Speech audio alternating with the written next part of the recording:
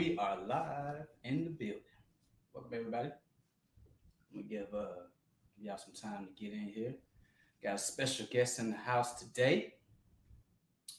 Welcome to Coffee and Cannabis with your boy Good Body. I'm your boy Good Body. Shout out to my alma mater, Alabama State University. Get you some gear. Also support black colleges. Another black-owned business that you should support.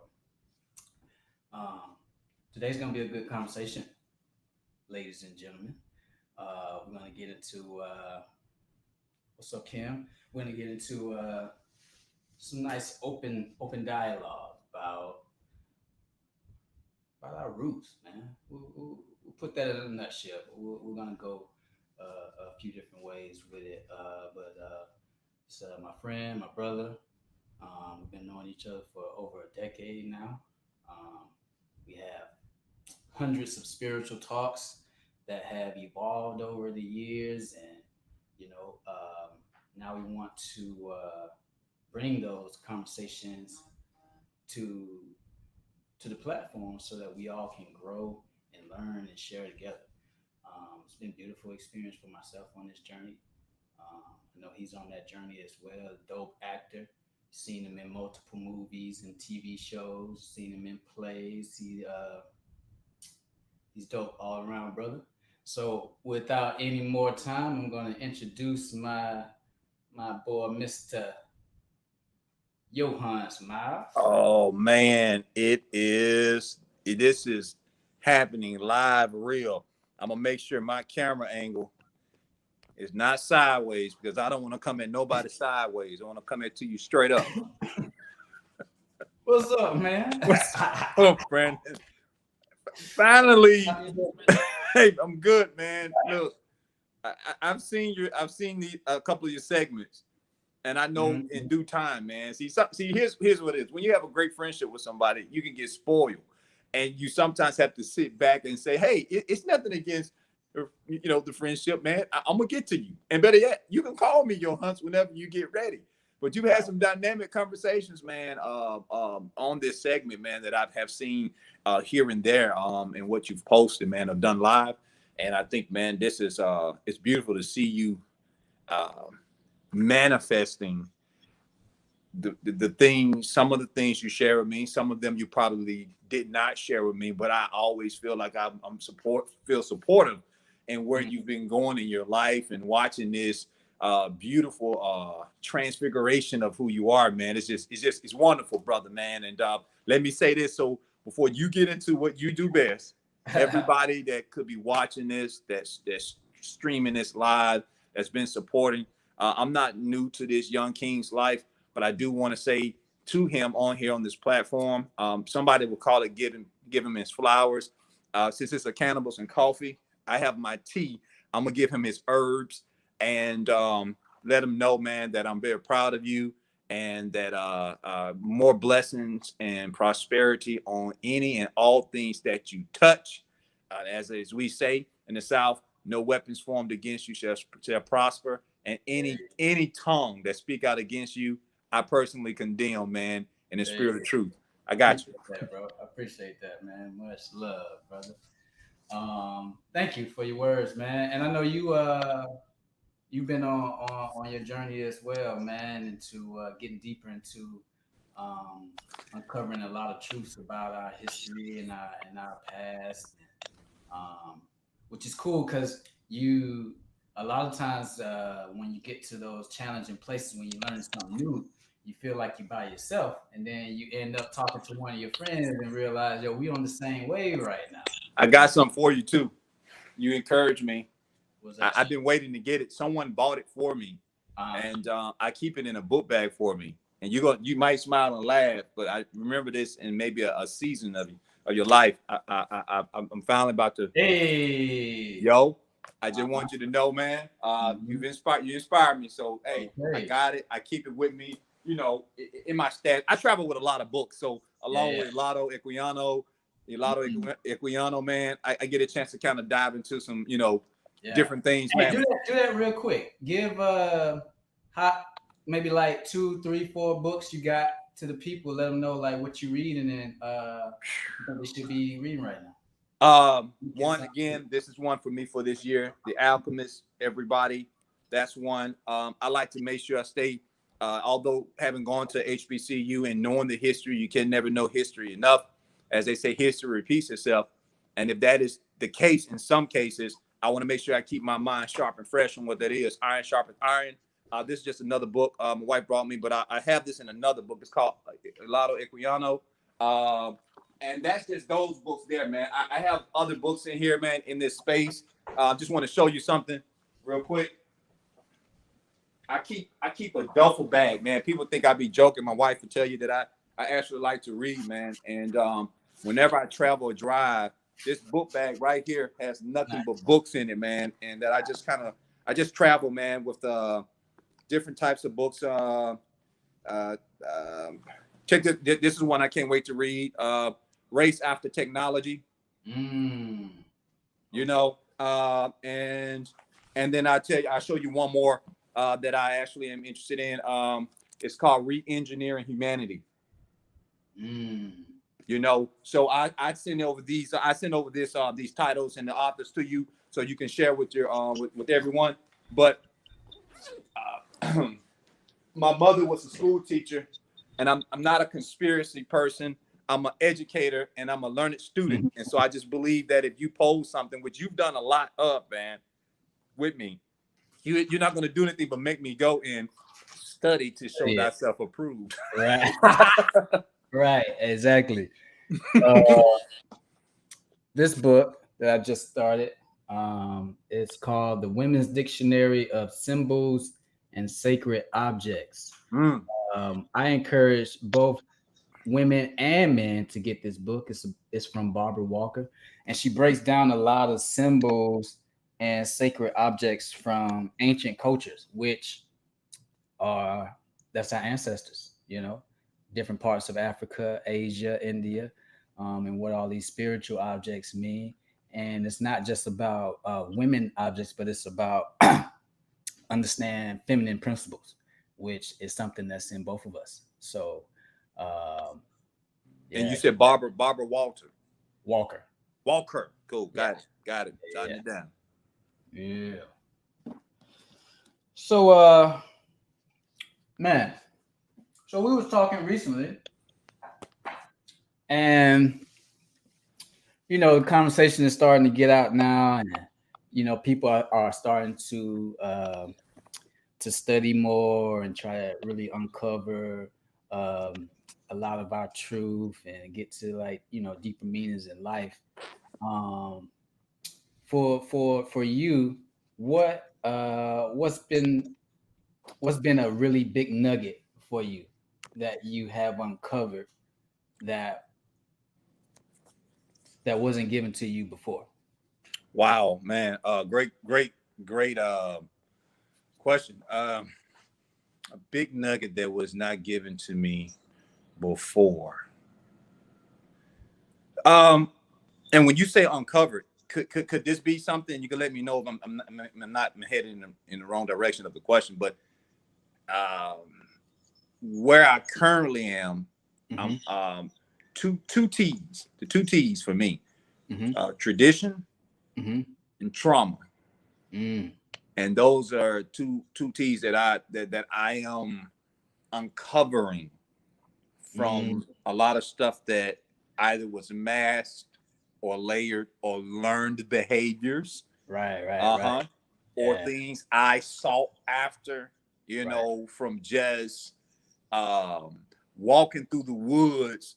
Again, I joked earlier about I used the analogy of the Bible being also a flashlight, but when I say I'm uncovering, it's like someone sending you to look for something in the deep woods, and the only thing you took with you was just a flashlight. But the flashlight is very important to see your way. But what's most importantly is maybe a map of instructions or a map, that can guide you from pinpoint to pinpoint, so that you know the direction in which you're going, and then the map will also tell you the direction from which you came. And so that's what's happening with me, man. And I'm not saying this to make it sound poetic or philosophical, but that is where I am right now, and it's coming with a lot of pressure. I mentioned to you, it's coming with a lot of, this Mm-hmm. energies. Now, listen, energies and then spiritual energies. Mm. Which is two You different you things. you done separated them. Talk to me about that. Yeah, yeah, yeah, yeah, yeah. Uh-huh. And someone else may layer them as opposing forces.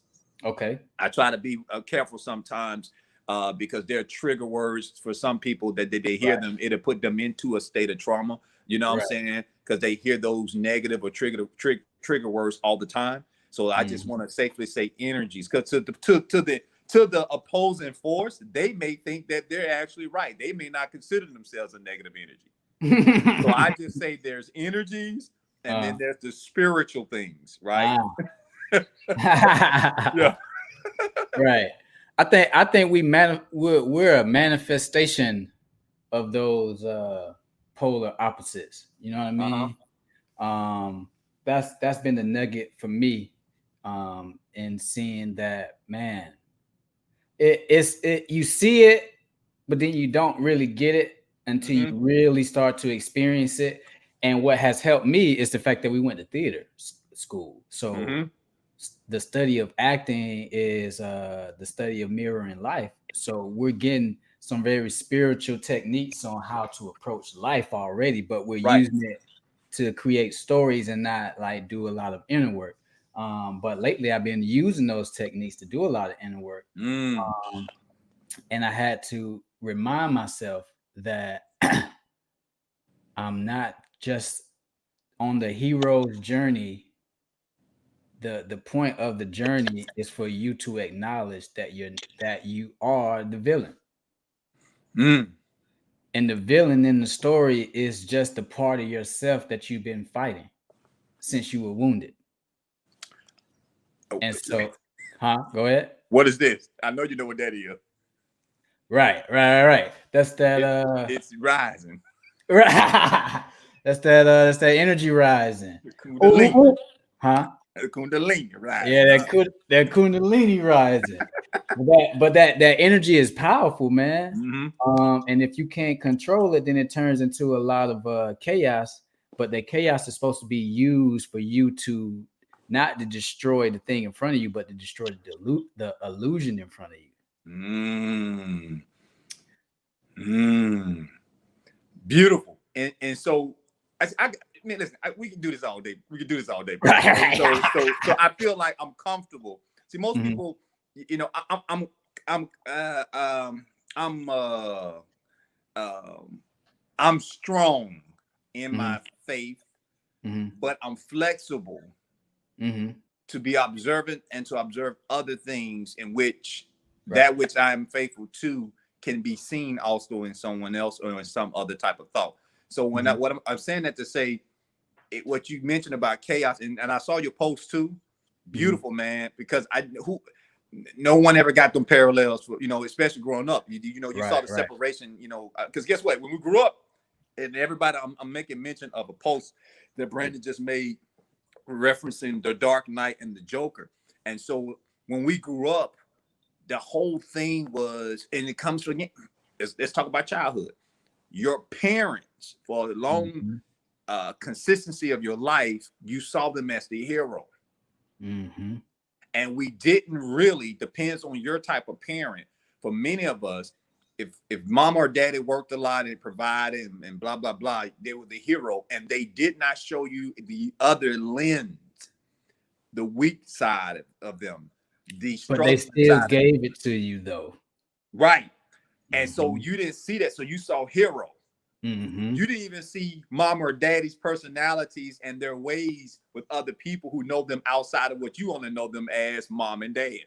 Right. So when I hear you say this side, this villain that we all have to confront and know, and then it's there that it exists, there are other lens of you. I love that, but I want to make reference to, you said something about chaos, and out of this chaos, there's this thing, but it's the same chaos that God spoke about, for those who read Genesis, and He says the Mhm, Spirit of God was hovering over the dark waters. It was mhm, void. But mhm. how can something that is so holy entertain or mix itself with something that is void and dark. So with that very thing comes this beautiful, for many, the tradition of the story of how the world was created out of this dark void, or out of these deep waters that was just, you know, Yo, lingering. I'm about keep talking because I'm gonna show what you just said in science. Yeah. And so we call it creative chaos though in theater. Most people avoid that word, you know, in small ways. For someone who said, make that also plain to me. What is the creative chaos, and how can I get something beautiful out of chaos? Many of us operate sometimes. For example, I know some people that can operate magnificently with an expertise, skill of sharpness when they're under pressure. Like they have a lot of things. Some people, I've seen people study at the last minute, and when it's time to cook and get, as someone said, the butter from the duck, they are like, it's like excellence. And you go, how can you do that? You know what I'm saying? People who, my wife, sometimes I can be like this, but somebody can have the TV on, the radio playing, the children doing whatever, and it's so chaotic, but they're getting stuff done, and they need that chaos and that sound and those things, those wave and vibrations to be happening, because somehow they're pulling from it, that's pushing and propelling them to create something that's beautiful. I can't describe it, but No, I get what you're saying. I get what you're saying. Go ahead on, man. Come and drop some knowledge on me real quick. All right. So I showed this yesterday in the video that I made yesterday, but this is a good time to talk about it again. Now, what you just described, what we're looking at right here at the bottom picture, is a description of a galaxy, which is swirling energy.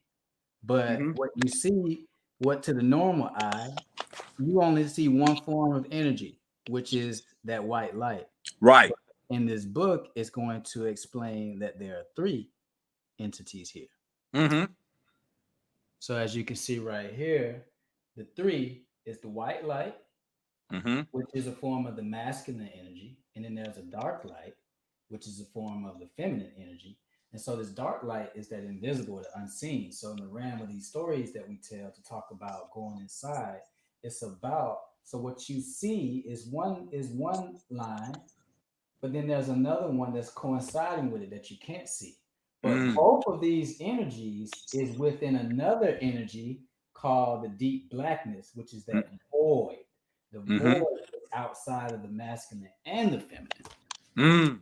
So you say that the spirit was hovering over the face of the deep, which is that void. Yep.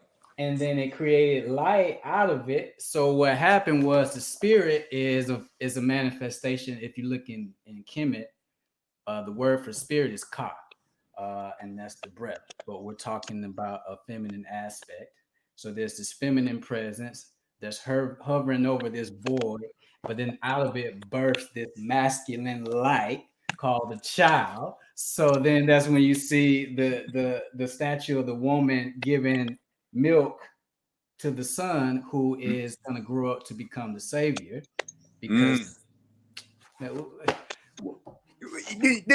you have to? But you should. Everybody, you will hear us coin a term, and you might well get used to it. Because if you're not open-minded, sometimes to not just new things, but if you're not just open-minded, you know, to just life, then you'll miss out on so many beautiful stuff. And we call that the turnaround. So we don't want nobody to be, you know, disrespectful. And if you find yourself being disrespectful by trying to create walls and barriers, we just want to simply tell you to just turn around slowly and show everybody how disrespectful you are. You are.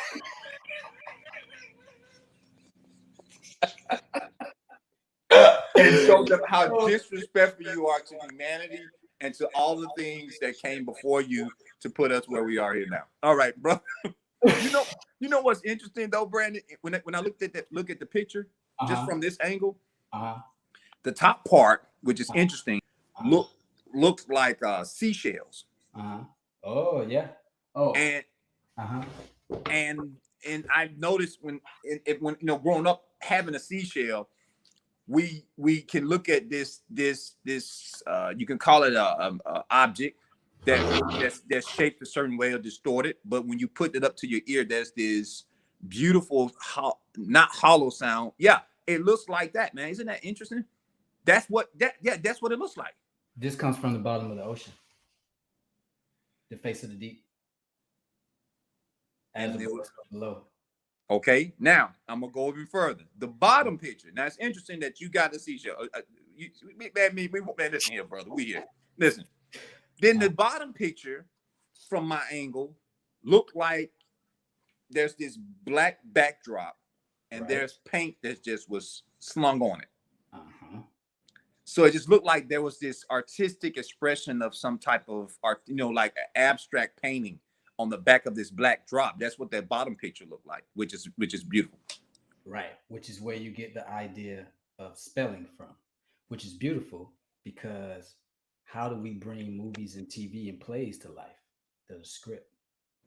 So there's a blank paper. Mm-hmm. Void blank paper that you put ink on. Mm-hmm. So now we got two. Now we got the white and the black. Now we got these two lights. Mm-hmm. But one is so then now we have two, but the third is the spirit has to hover over that thing to give life to these words. So dude, what I do is I take what I already know and then I just put it back to study because that's all it is anyway.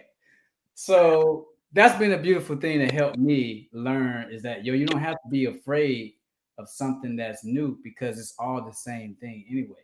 Yeah. There's the idea that polytheism and multiple religions, those are ideas that come from humans who didn't understand themselves. Because there's only one body, there's only one universe. It's called universe. That's one song. Mm-hmm. So now people done took songs and they made remixes off of them. And now later people took the remixes and thought, oh, all these are different songs. Like, no, just different people remixed one song.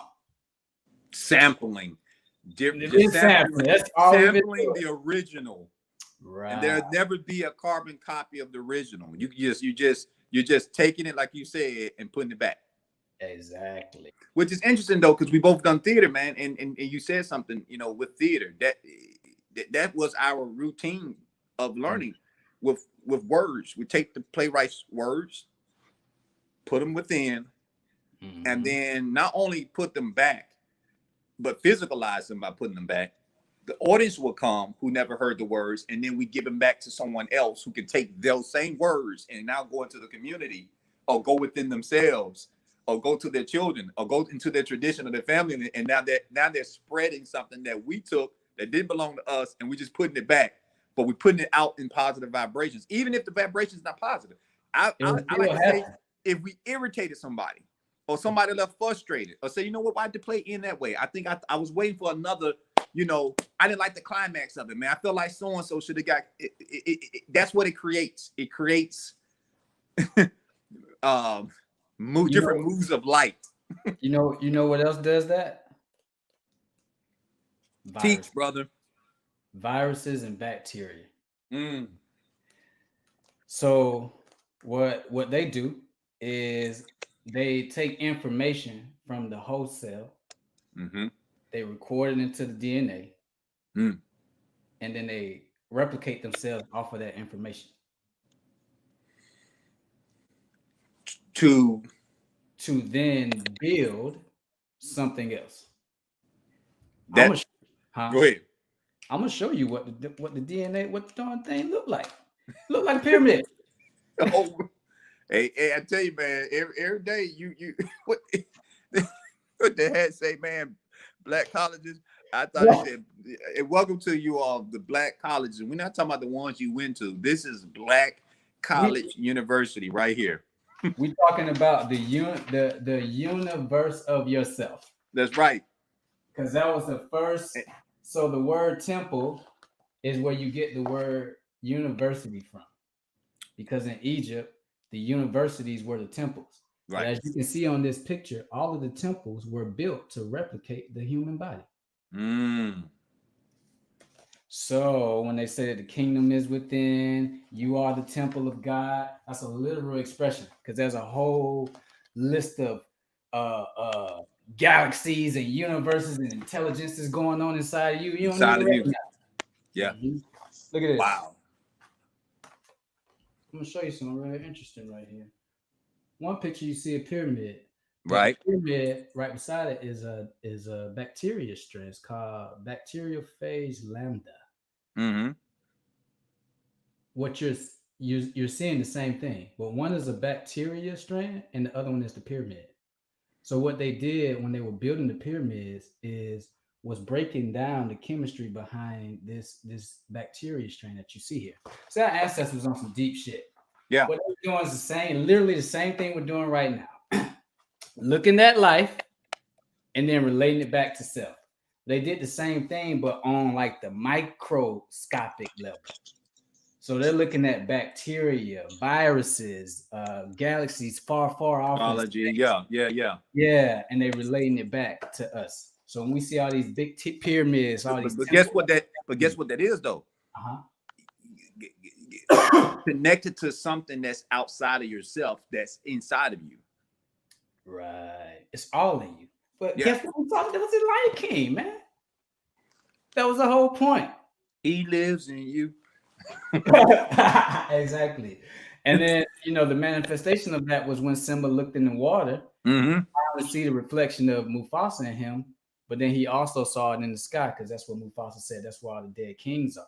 Mm. But if the dead kings are in the sky, but you see the reflection of it through the water coming out of yourself, then that means that all these stars are a water reflection of Mm. different energies that are residing inside of us. Which I mean, it's all around us, bro. There's the old griots. There's a word, a proverb that says, uh, "Don't push the river; it flows itself." Mm. Yeah. Yeah, yeah.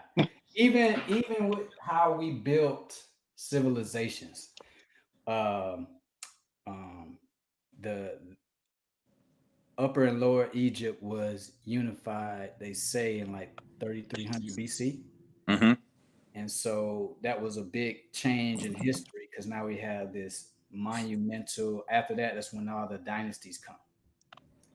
But as I'm researching and looking at this on a spiritual lens, I'm not seeing some physical story of a guy unifying two countries on a Mm-hmm. mountain.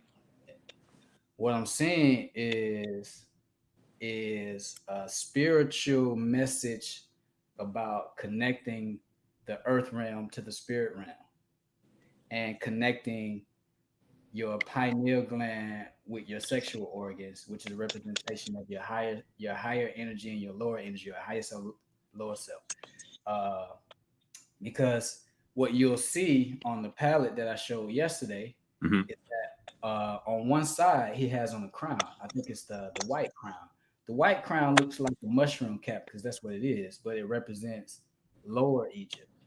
Uh, and then you'll see other images where you'll see a pharaoh having on a double crown. The double crown means I've unified Upper Egypt and Lower Egypt. Mm-hmm. But it's all Mm-hmm. but when you look at the cap, I'll try to find a picture of it. It's it's a line going this way, and there's another line going that way with a spiral coming out of it. Mm. The same way in the book where we were talking about those Exactly. Right. I'm energies. following you.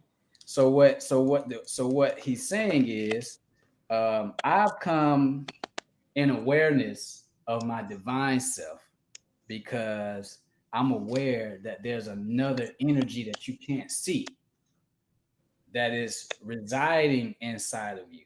Mm. And now I'm wearing it. When you're wearing something, that means, oh, I own this.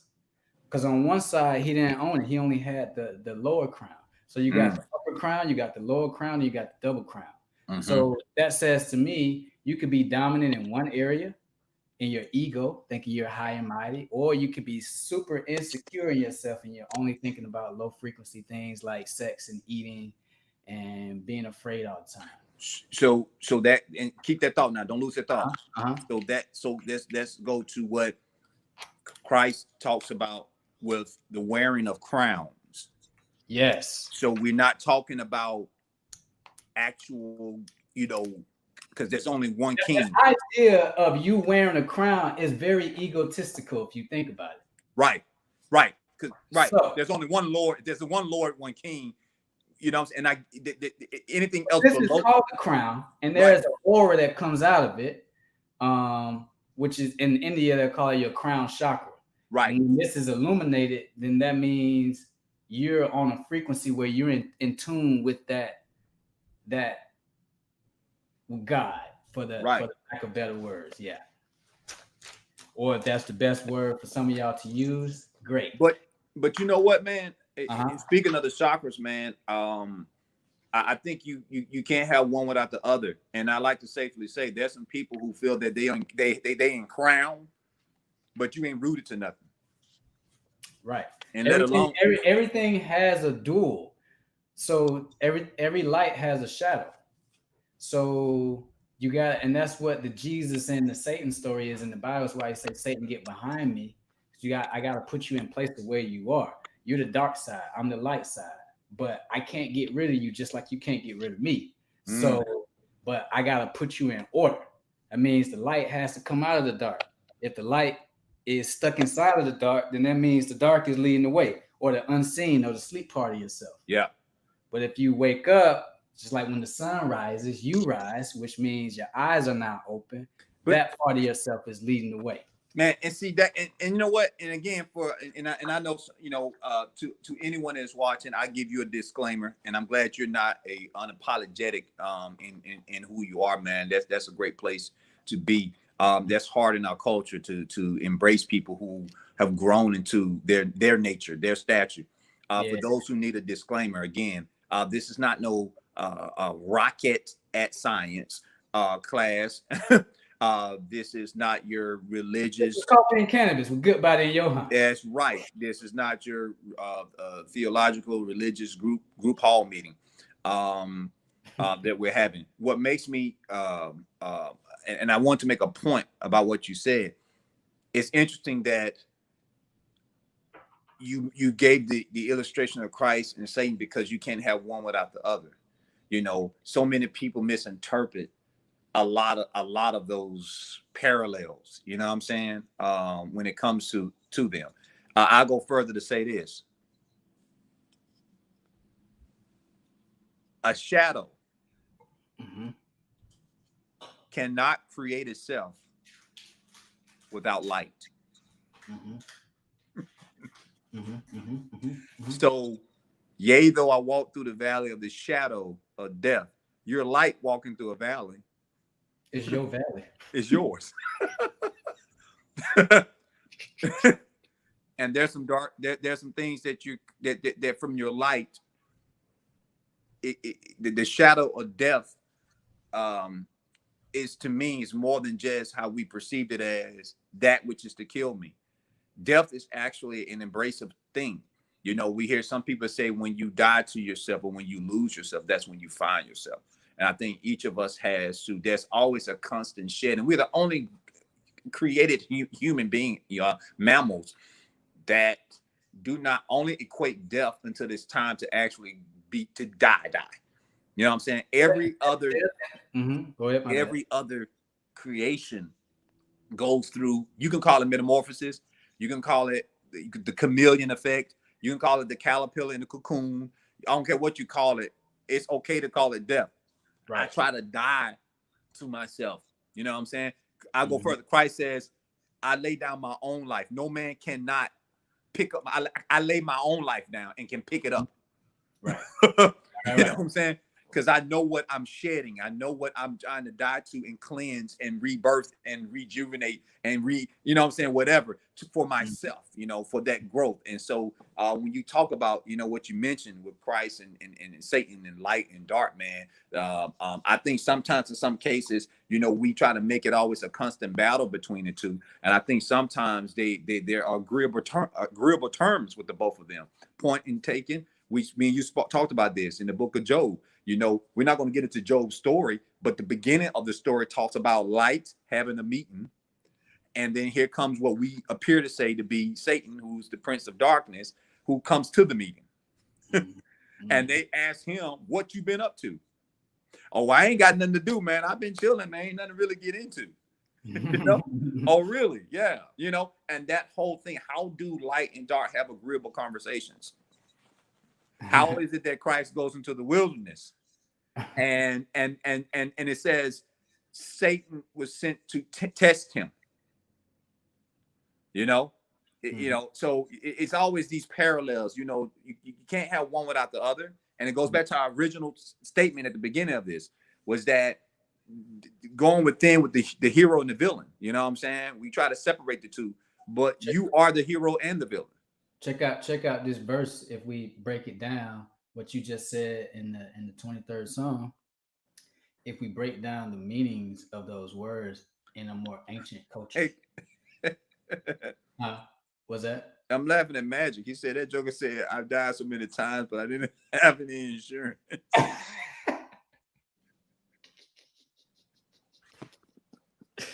Hey, and that's Magic.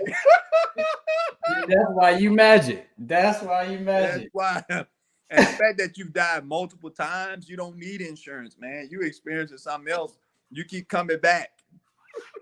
It's the magic. You keep coming back, brother. I love it. Yo, so okay. So how you get rid of the trauma, you also got to get rid of some of the bad ideas, because we're talking about the villain. The villain is inside of the word evil, because the idea that there is a such thing as something that is purely against me, and that is constantly attacking me, and my creator is allowing this thing to constantly attack me, and my journey in this world is to always be in resistance to this. That creates a whole narrative to pull you away from a deeper part of the story. Right. Evil comes from a more feminine term in Sanskrit, Devi. Devi is for the word power. So it's talking about that darkness or that chaos energy, and it's the feminine energy. But then when women began to become suppressed and oppressed, all of the goddesses became villains. See the story? Same how we do with each other, we did in these stories. And then when we told the stories to the people later, now we're taking these concepts and materializing the false ideas we put on each other. Interesting. You said the goddesses, most of the goddesses, from what I've, you know, done research on in different cultures, some of the most badass kick-ass ones were females. I find it interesting that the goddess of art, music, and so forth is a female. And we can get into that conversation a little later, man. When you look at the you know, Egyptian epistemology of Egyptian culture and stuff. So okay, yeah. But go ahead, man. Yeah, I think that's interesting, man. Everything kind of still centers back to the female femininity thing, you know, and it's crazy because as men, we can miss the mark. We probably miss the mark a lot of the times, man, because of what is deemed as masculinity, you know, and not being in tune to that side of ourselves. You know what I'm saying? Masculinity is only the light side of femininity. Yeah. But we think being a man is something different than a woman. But it's just the external part of a woman. But we don't really know what a woman is because she's been asleep to herself. So she's only going off of what we show to her. Yeah. You know what I mean, in our sleep phase.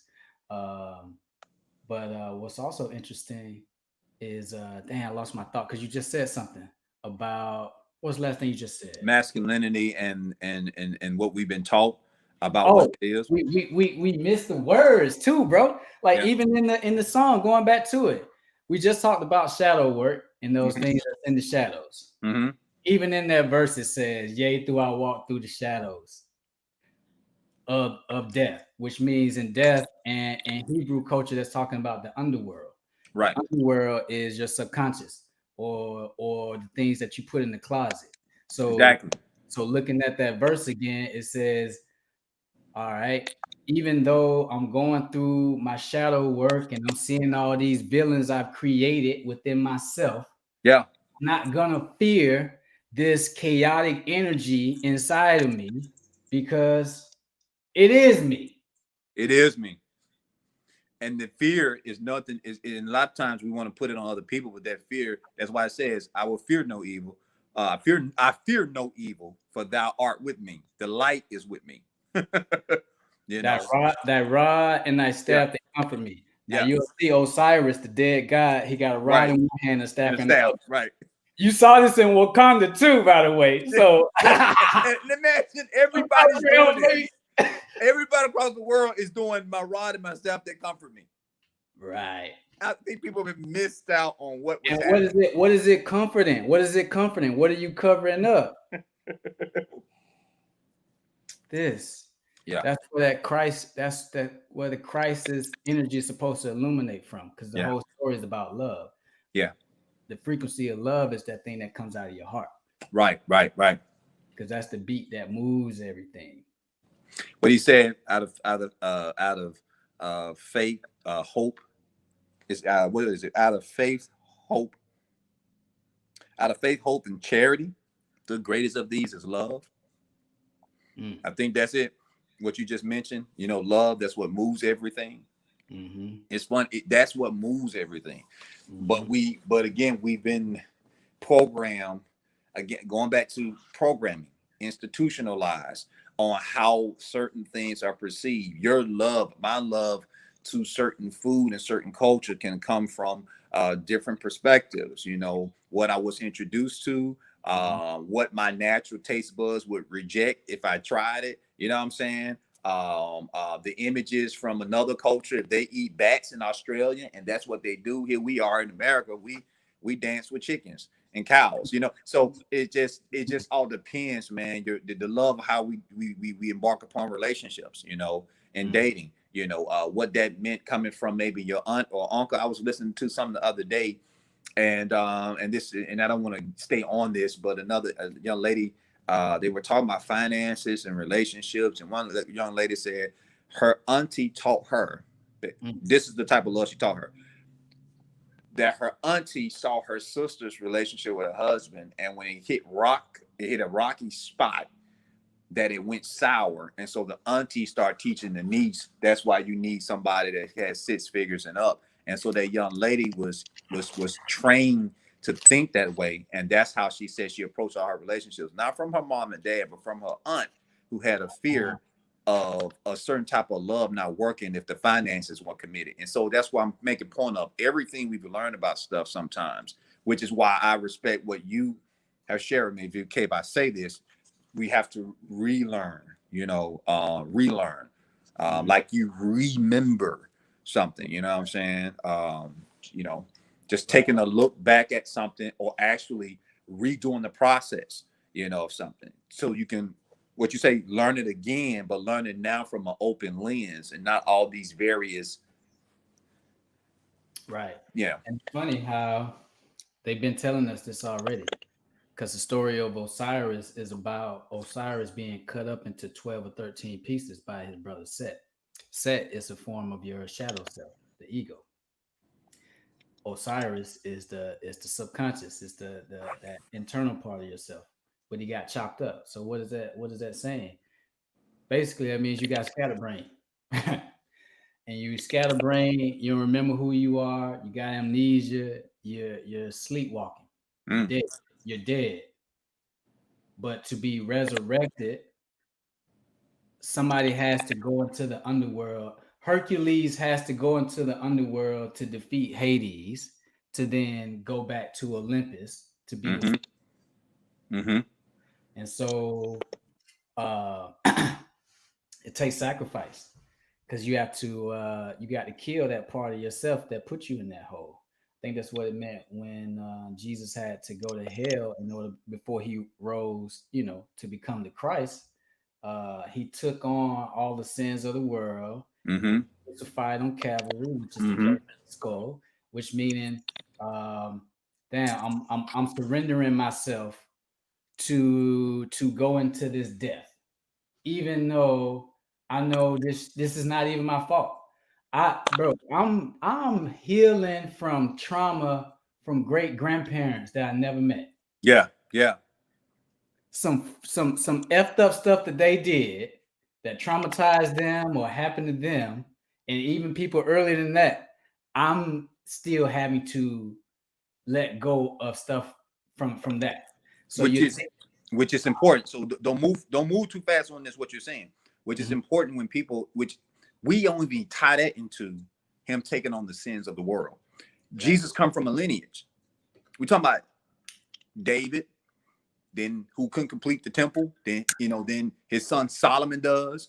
We're talking about Jesus' great grandma Rahab, who was a prostitute to help the spies. We're talking about Right. like lineages of trauma and curses and bad things or whatever those things were that's passed down. So when he takes on the whole sin of the world, he's not just talking about your lineage, your fruit. It's everything that encompasses a bloodline. You know what I'm saying? That's really a powerful perspective there, man. Yeah, just It's kind like of in cool. Game of Thrones, bloodline for you to own the throne. But what is this idea doing? It's getting everybody killed. So I don't know if you watched Game of Thrones, but for anybody that watched that show, at the very end of that show, the most powerful thing happened. The dragon, after Jon Snow, who was the rightful ruler, he turned it down, which is very symbolic because it's his right, but he didn't want to do it because the idea of being this thing, like it can't exist anymore. But his lover, the queen, she was so invested in it that she had lost herself and she had Mm-hmm. that chaos instead of that nurturer, and she was destroying the whole world because she couldn't let go of the idea of needing to be on a throne. Mm. So what happened was the dragon at the end, instead of killing Jon Snow because he killed the queen, he burnt the whole throne because he was acknowledging that, damn, this is the thing that's getting everybody killed because that's all y'all talk about. So let's get rid of that altogether. And I think that if we go back to now this biblical story, break the sins of the world, like look at the whole transition from the Old Testament to the New. And what Mm-hmm. was telling the people the whole time in the story, like, yo, y'all keep reading all these books, telling y'all all these rules and all these stories about stuff that happened before, and it ain't making no sense with how y'all treating each other right now Mm-hmm. Yeah. because maybe something happened to y'all and y'all just forgot who y'all were. That's why I keep showing up and telling y'all, like, I don't even have to be here for you to do all these miracles yourself. Like, we're the same. You don't remember? You know what Genuine. It's I mean? genuine. I It's knew just you before you were. I knew you before. I knew you before. It's already in you. You know right, what I'm saying? Before you were born. You know. right. But then we manipulate the story and pass it on, and You, then go ahead. well, I wanted to tell you something. You made a point earlier about the whole going down to Hades and regaining. This. He had to die and go. But what's interesting about it is this key element. Mm-hmm. He had already spoke his resurrection. You know what I'm saying? Like it's like I'm not. I'm dying for a greater cause, but then you'll see the resurrection of the greater me lift. You know what I'm saying? Once I you talk about thrones, I gotta go to the throne of death to get the keys. You know what I'm saying? And take ownership of all those things, those curses and those sins, right? And I'm gonna take that, but I'm not gonna stay there. I'm gonna lift it and I'm gonna resurrect. You know what I'm saying? And now I have power, life and death, everything. You know what I'm saying? Because you mentioned about going within the hero, the villain, What does that mean to recognize you are one of the same? You're both. You can be both. If you're not, have already done both. It depends on which one you suppress and the other one that you don't. Because You know. right. So let me speak for some of the ancestors and take it and add and build on what you just said, bro. Mm-hmm. So we're gonna break it down and we're gonna go to well, you know what I'm gonna do? I'm gonna share my screen. We're gonna go to the halls of my eye because bro, it's all around us, man. The truth has always been there, even if we look at it as a lie, you know. Uh, but it's pretty cool. So, one second. And as you look for that, let me share with the listeners and viewers how are you so invested and interested in some things like this, Yohance? Where does this come from? Brandon, we'll ask you these questions later. How did you become so astute in this type of teaching or learning? One, culturally. Second, embracing what that is. Thirdly, having gone to again an HBCU, which was not just the stopping place, but it was just the initiation of a certain aspect of my life that I've always found a common ground of interest for.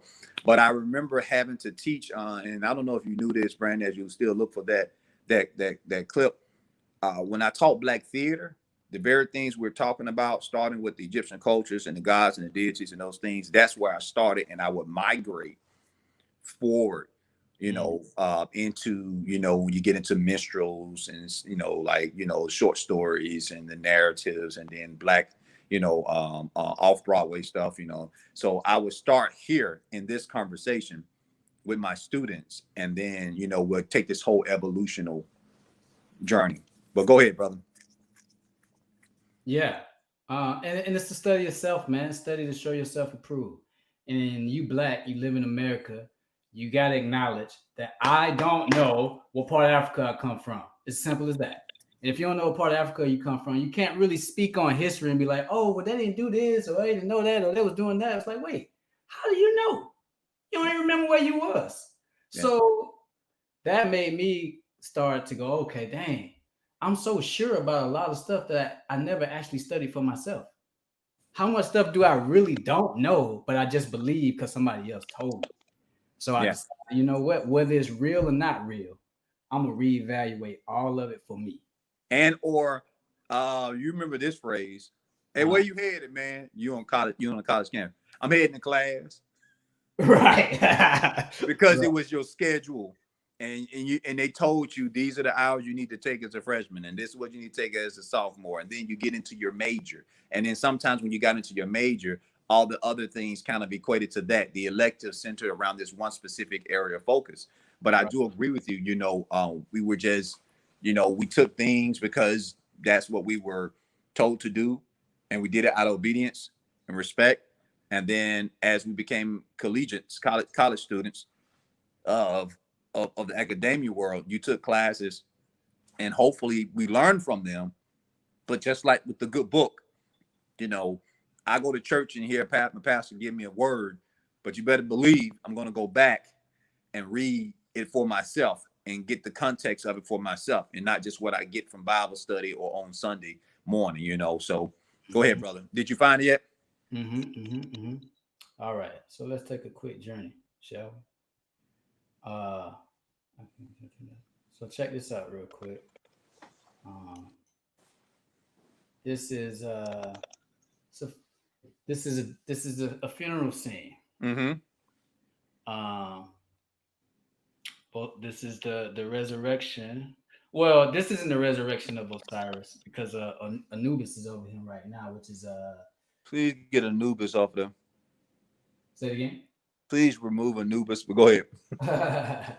So Anubis, for those who don't know, why you see a dog standing over this guy is symbolically what is showing you the jackal dog would dig into dirt to search for um, carcass that still had food on it. So what this is a representation of is that there's a thing that can dig into the dead parts of yourself to pull out the life that's still there. Mm-hmm.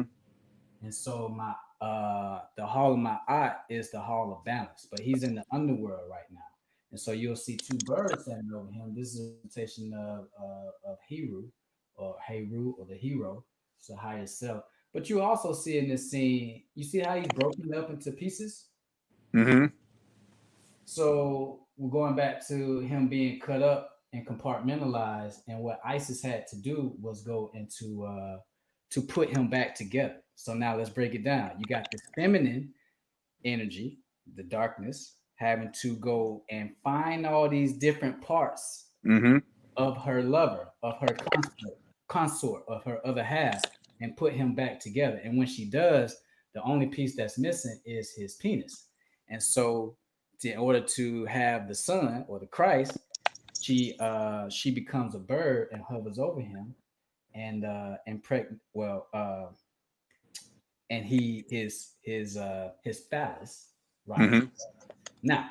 So what I'm gonna show you real quick, if we look at this guy laying down and turn and you remember in the Bible how it talks about Lucifer is the fallen angel.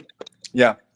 So an angel is an angle of light, which is a star. Lucifer is the name Lucifer is actually the planet Venus. Planet Venus is a star that rises with the sun early in the morning, but it goes down with the sun during sunset. So it symbolically is showing you the transition of you falling, the fallen sunlight, and the rising sunlight. Because Mm-hmm. Jesus and Lucifer said, "I'm the bright morning star." Bright and morning star. Right. Right. But it's also talking about. So we got two stars here. You got your pineal gland and you got Mm-hmm. your penis. These are places in your body that when it rises up and secretes that fluid, life is created from it. When it Right. goes into a space, it's like if you think on something hard enough and you keep meditating on it, you're putting that light into that darkness, and you're creating a new reality. Just like if you shoot your seed into the dark womb, you're gonna create a new reality. So right here at the head, falling in a state of being laying down is only a state of moving forward.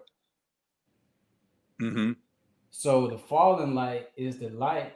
Did you know? I didn't know this, bro. When a man has an orgasm, the sperm is coming from back here. The pink. In my. That's the fallen light. But you standing up, yeah, it's going down into the underworld or the red part, the red chakra or the base part of yourself to then Mm-hmm. rise back up. But laying down, it's only moving forward. But what happens at night when you go to sleep? You're laying down, you're in the underworld. But what Right. happens to the guy when the sun starts to rise, that same energy that's dormant in him starts to rise as well. So it continues that forward motion back up. You know what I'm talking about? With the Yeah. hard Yeah. penis I got ready, which is where you get the word vitality from, which is a sign of life. you. Mm-hmm. So that's the new king saying, "I was dead, but now I'm risen. I have life now." So they took that story and made it symbolic to you and your energy traveling from you thinking up here, which are like how they used to say, you used to think with your big head, now you think with your little head. Right. Right. That's your falling light. Because when you're thinking up here, you're thinking at a clear space. You're thinking on higher things. When you're thinking down here, you're only Yeah. thinking about lower round things. Lower realm thinking. Wow. Right. But the Wow. story is about how did you get down there and how do you get back up out of it? You know what? I'm glad. And to that point, we can segue into something else. But I want to catch something real quick. But the jackal Anubis, who you mentioned, the reason why the explanation of this dog searching for these pieces that still may have something on it or life. What comes to my mind is, and for everybody that's listening and watching again, um, there's so many references and parallels to things, and I challenge you. Um, um, I say this. I told you, Brandon, about this new app, Clubhouse, right? Mm-hmm. And I tell people, for those who are on part of Clubhouse, there are many rooms, and every room is not meant for you to go in. Now, as an adult, you can go in what room you want to, but I always tell people, go in a space. If you want to go into something, because you never know what you're going to get if you go into a particular room, right? To listen to the conversations. Excuse me.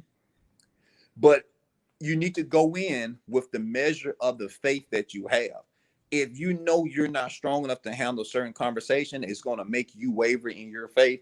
I would safely say to you, log out, get out the room, get out the conversation, save yourself. But for the average people, who also like to, and these are people again. I mean, and I'm gonna get back to the subject at hand.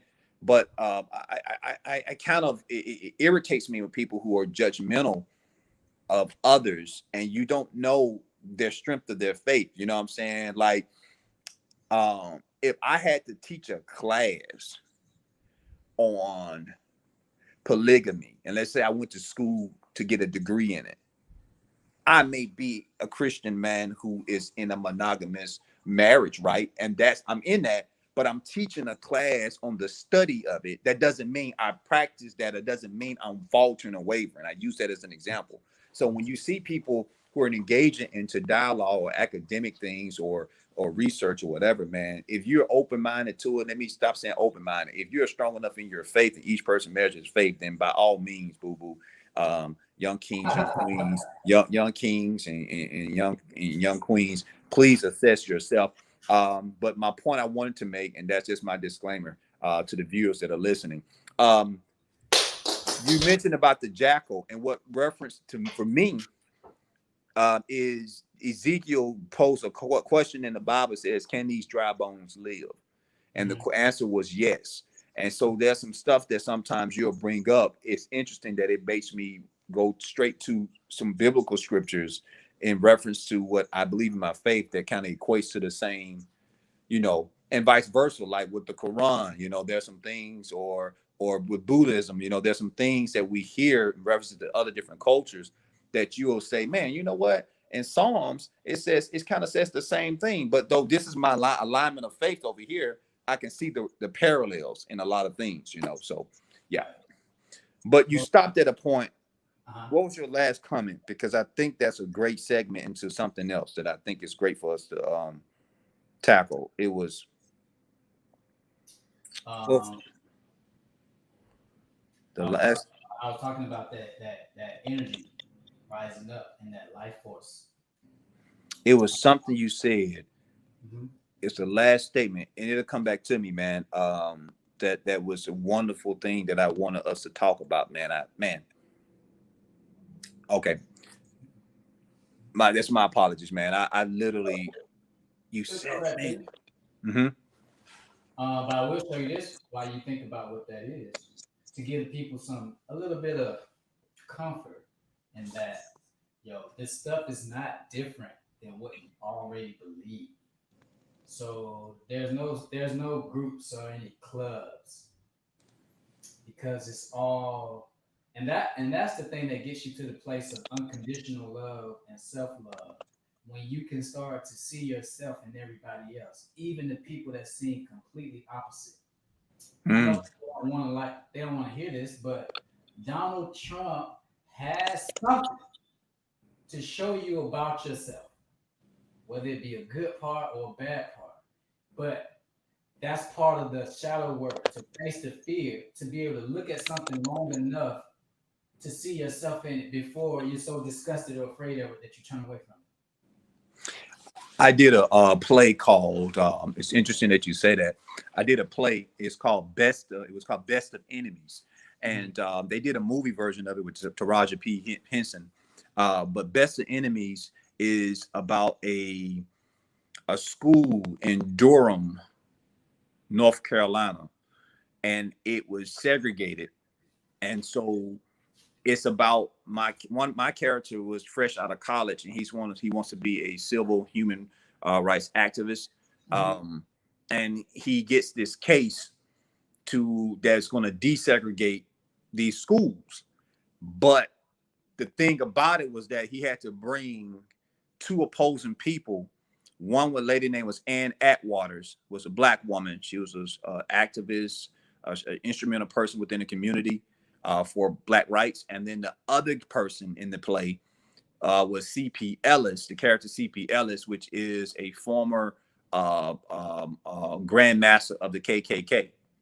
Now, my character job was to bring these two people together at this charrette, which was a group, it was an organization, which was an organizing of two opposing forces to come together to desegregate the schools for the kids to better their future so that we can be on the same page in that particular community and that state.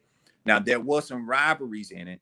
And then, long story short, what I find out, and this is in reference to what you're saying about what we can learn and see reflective things in the mirror with Trump, was that my character, he had his position because it was going to make him look good.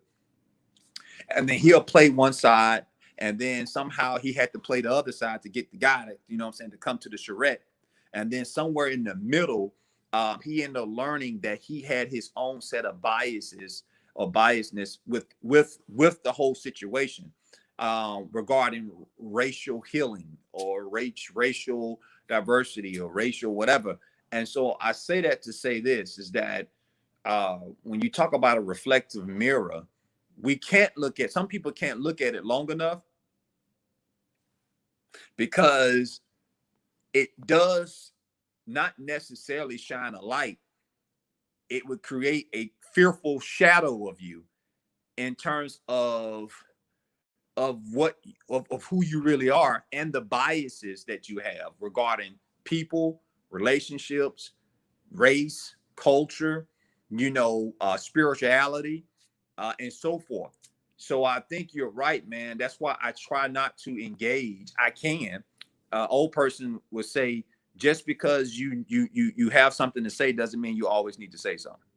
So that's why a lot of times when it comes to political things or politics, even as we move forward, I think every incoming president has to play cleanup with the last administration. So sometimes it's hard to get to the things you really want to do because you're trying to clean up a sloppy mess that the kids before you left, right? And the goal is to teach everybody how to hopefully put things away, clean up, everybody do their share, and so I just wholeheartedly agree with you about the mirror, man. And sometimes we have our biases because we're looking at race and we're looking at skin color. And if you can just for a brief second sit that aside and really see from a different lens of truth, most people will probably just kind of. Or we can take it back to, well, not or, but and take it back to what we said in the beginning of the conversation, the spiral. Yeah. We think there's only one light, but we're representations in this country. We're a representation of those two lights in this one spiral. But we think we're separate, but we're the same. A lot of white people can't look in out that long because they scared of what is it too much light. But it's the light of the truth about what you're really looking at. And if everybody comes from Africa, if not one time have you said to me, "What's up, my brother? Let's talk about our ancestors," then that means you still have not seen your truth yet. Probably nor have I. If I still think that you're something different than me, other than this extension of myself that it has gone so far on the spectrum in that realm of fear and loss of memory, I'm seeing it what it looks like in a different Mm-hmm. but I gotta accept that in myself. What do I look like as an ancient cosmic being who's been on this planet thousands of years and ancestors done all these great things, and now I look like this in America with a Jerry curl and drinking 2% milk and eating cheeseburgers and hot dogs and shit. What? What happened to you, man? Why do you have to look like the turnaround? Slowly. Hey man, look. We gotta tell that story real quick, like for people to know, because this is spiritual. It gonna tie back to the Great Mother, the chaos energy. Because we're at was it 3T? 3T summer camp. This had to be maybe like 2006, maybe 2007. And Dr. Stewart's sister, Miss Beverly Branson, And Miss Branson, for those who don't know, she's what you would consider, just loosely using the words, wow woman. So she'll tell you how she feel. She'll cuss you out. Yeah. She had a good heart, but she was like Rooted. Yeah. And so She look. The best way to describe it would be, and I'm gonna let you finish the story. Dr. Stewart would be Ginger, and Beverly is the root. So you got Ginger root. right. The root is the one that sneaks to the bathroom. That's the one that's gonna agitate all the shit in your stomach to help you go doo-doo.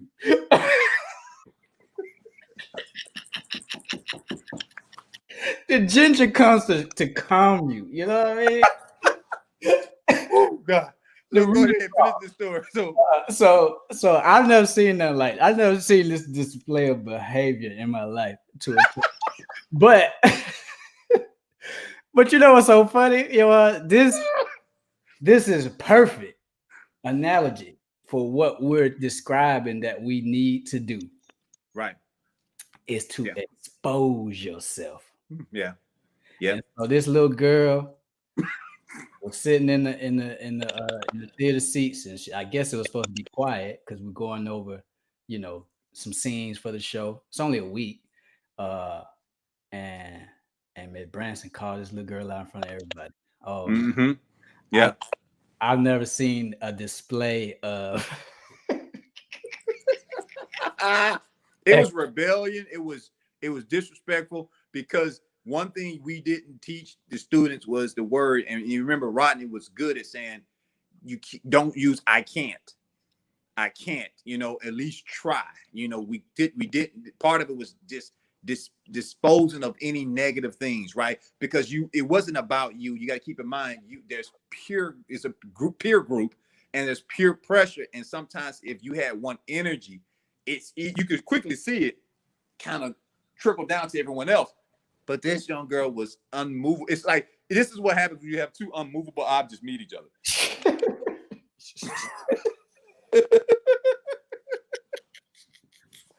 Yep.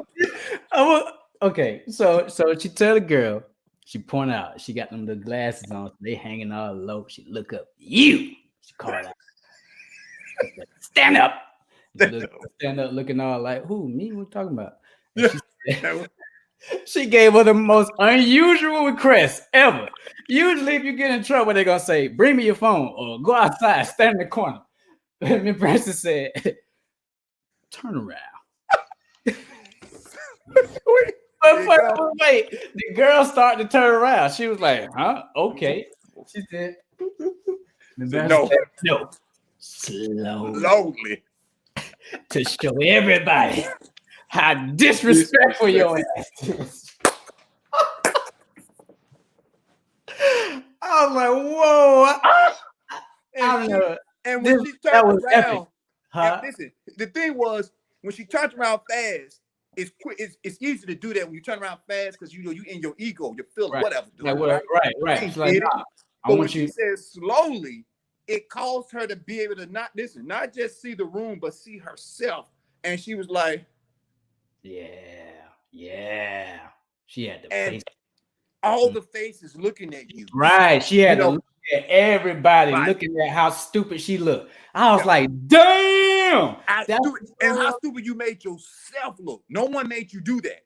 Right. So the looks that you're getting is not from just people going, you wasting our time. Like, the look you're getting is the energy you put out, because you're wasting your own time, and you're standing in your own way, right?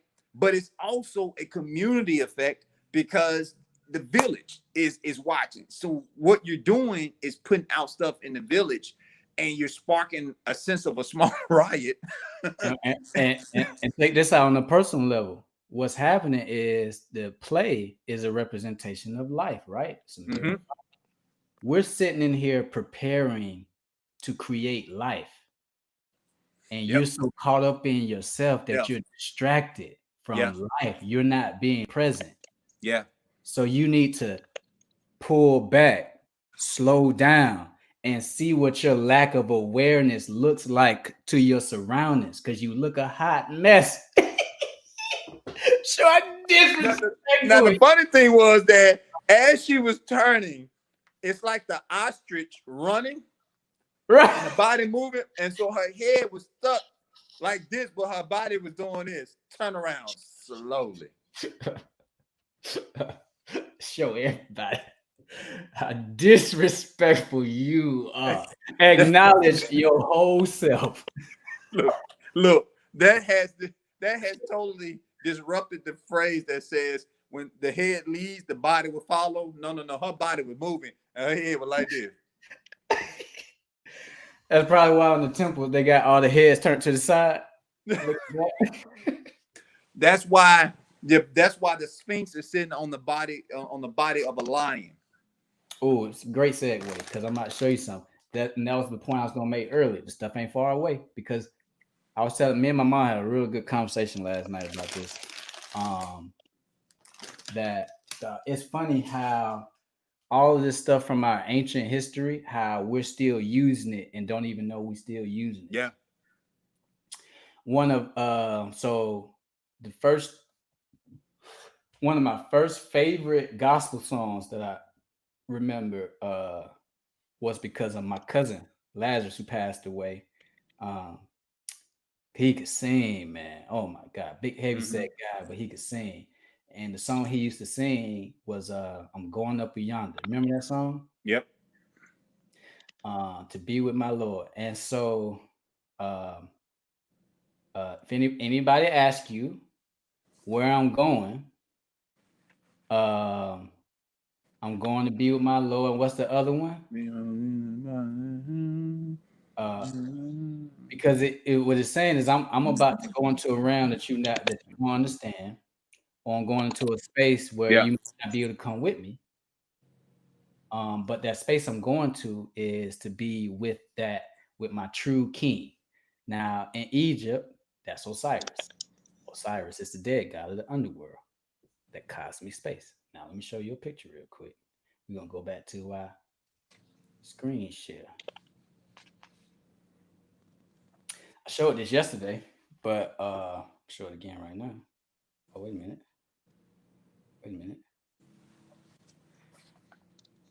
Stuff just keep getting passed on to us, man. If anybody remember the lyrics, you can post them too, because I want to remember. I'm not gonna pull them up right now, but I'm gonna show you this picture. Wait a minute. Okay, let me show you this picture first. Check this out. All right, so yesterday I showed this picture. These two lions you see, these mythological creatures, are creating this vortex. The serpent heads of the lion. Mm-hmm. A very, very familiar picture because you're gonna see that somewhere else. But let me find where you're gonna see that at. It should be on the Sphinx, man, right? Yeah, but check this out. Oh yeah. Now you're gonna see this picture on all your medical buildings in the doctor's office. Yep.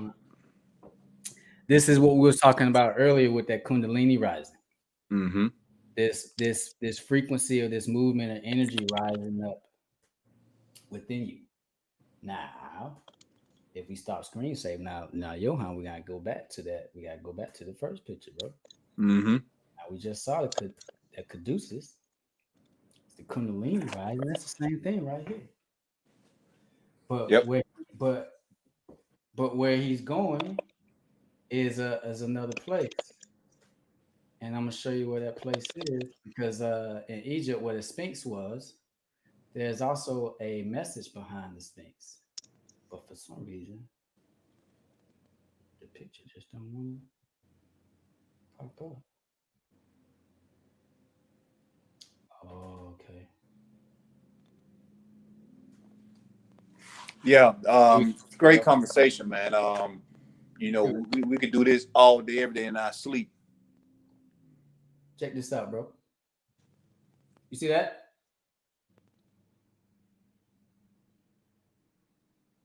So this is Aker, it's a deity in Egypt, which is these two lions represent yesterday and tomorrow.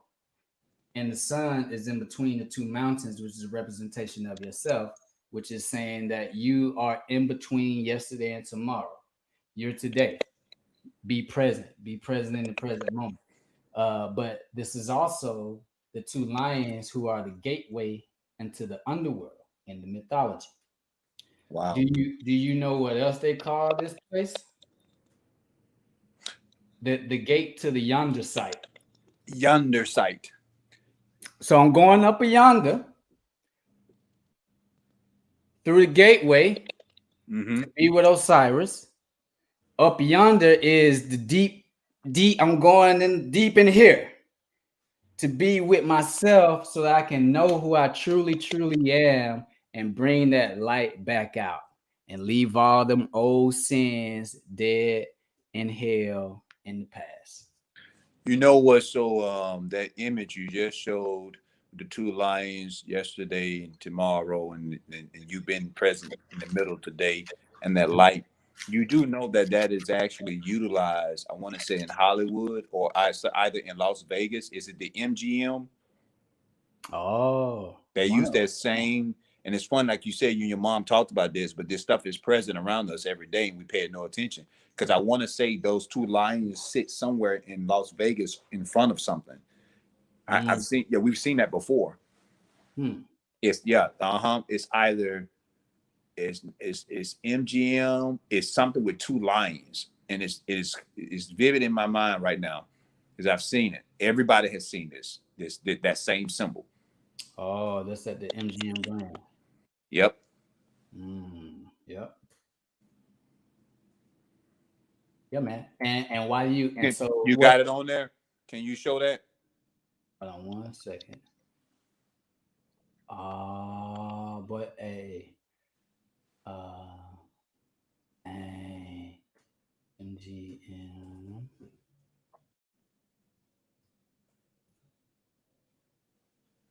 I only see one lion at this one. There's something I've seen somewhere, man, and it'll come to me. We probably will get a chance to get into this segment, but I definitely will look at it. But I see it as vivid. I've seen those images before. They got one lion, but not two. Okay. But they do MGM Studios got the one lion too, which is funny. It's coming out of that. It's coming out of that sun. It's talking about the same thing. Yeah. Um, Yeah. yeah. Wow. Yeah. But man, look here. We got to do a part two to this segment. Oh, I right, have because you gotta go. My bad. I have a 6 o'clock. Got about 15, what is that, 15 minutes, 20 minutes. But anything else, brother, man? You got me on here, man. Your show, man. I'm just excited to be on here, man. Like, we could do this. I would say it. Everybody, this young guy right here, man, he's a great guy, man, and a great brother, man. And I think that the intentions behind what he's doing and what he's tried to give others a light to be a light to others is purposeful. And I think we can miss that on our journey because we don't believe. We want to be wise, but we don't understand how wisdom can work. And wisdom, you can see it in someone that's old, and you can see wisdom in somebody that is actually young. You can even see wisdom in a baby. And old people would say, "Look at that joker. He look like he been here before. You see how he looking? You call them old souls, you Right. know. But that's just that wisdom that's sitting on them that could be inherent or innate, something that they were just born with.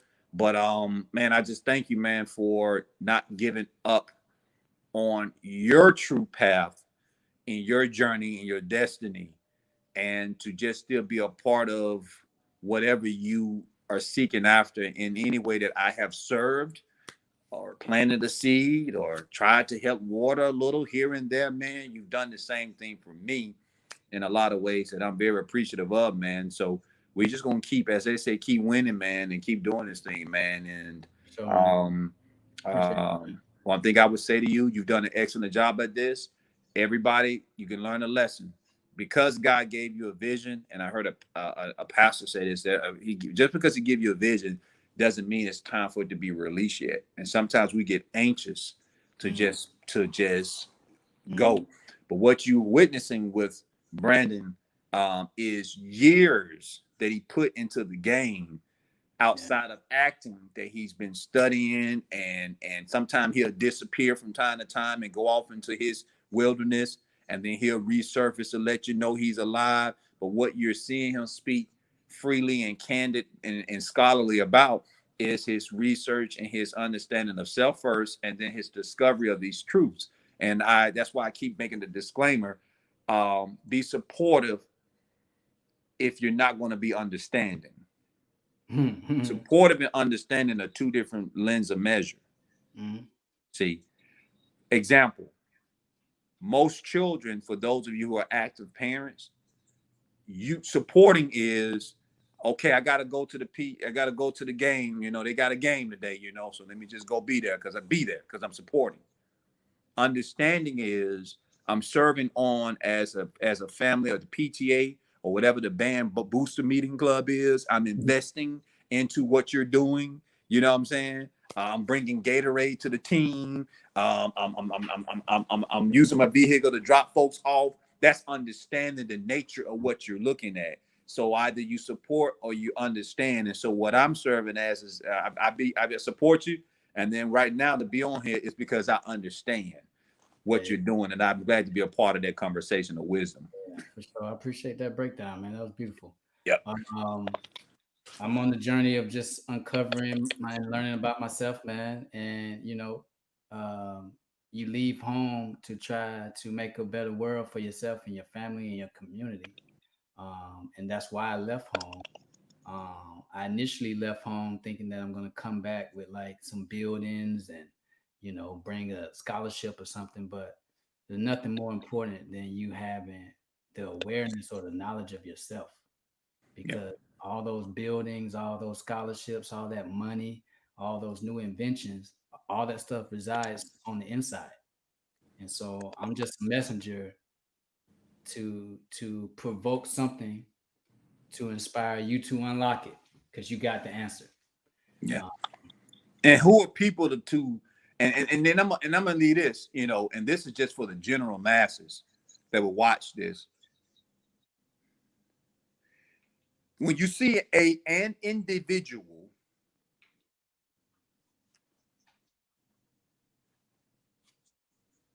who is an extension of a bloodline, that's an extension of descendants, that's an extension of ancestors, that's an extension of that one word you keep going back to, which is the universe. It all comes back to you or the individual, but all of these other streams of branches that you're rooted to in that one tree of life. So Mhm. I encourage myself, Brandon, any of you, if you're on this type of walk or this type of journey, and you only you can speak on what that is for you. You cannot stop trying to articulate your journey from someone else's mouth, and Right. stop trying to let other people articulate your journey from their lens, because they don't have your eyes. You have your own set of eyes, right? Mhm. And if I'm going to walk into something blind, then let me, when I am revealed to truth, let me be able to see the truth once I come from blindness with my eyes, Mhm. not yours. Right. There is a term of accountability, there's responsibility, right? And we understand those measures, but sometimes we can easily misjudge people because somebody in our lineage did get a chance to voice or speak on some things. Some things were inherently passed down, and Mhm. some things can lie dormant. And so, what you can see happening in one person in the family, you're going, maybe I don't know what this is. They went from this to that. Well, we could talk about this at some point, you know, Brandy, about, you know, trauma and stress and those things that we push up under the rug, and all Mhm. those voices. See, we talk about voices in the world, in the community, with racial stuff and racial tension. What about the meaning voices, just voices, voiceless people in your family lineage? And so now what you're feeling is a vibration of some of those voices, those unborn children in the near future that haven't got here. And somebody in the family has to have the torch and the fire to light it to some of those traditions and also light it to the innovations of the new things that need to be done. You know what I'm saying? And segue into. So I'm leaving this message right here, because we're gonna come back to this, and you're gonna have many other people you got to invite. And I'm gonna try not to be selfish, man, because I like us having these conversations. Right. But I just want to encourage everybody on here, man. Trust the process and request from God. I can't say this enough. Spiritual discernment. We don't have it. It is a gift. You have to ask for it. And each gift that we have comes with your measure and proportion of faith. So if you have small faith in teaching, that's what your knowledge base will be off of. If you have small faith in miracles and healing, that's how much you will see. And I think, Brandon, you've exercised a huge amount of faith in what you believe is truth. So that's why, you should continue to walk firm on what that is, man. And I support and understand that all the way. I appreciate that, bro. Appreciate that, man. Won't hold you no longer. Yeah. Love you, bro. I know you got to go. But we shall continue the conversation because we got a lot of turning around to do. Slowly. So much disrespect to uncover. You see my jacket? Hey, that's nice. Shout out to all of Africa. See, gotta get back in touch with them roots, man. Love it. Yep. Nice, appreciate you, brother. Yes, sir. All right, man. Take we care. Got some things to do, man. That's why I'm rocking Paramount, man. Not in Paramount itself, but we got some places to go, man. We got some things visual we need to be doing. Yeah. Be on the lookout. love you, brother, man. We'll do this again.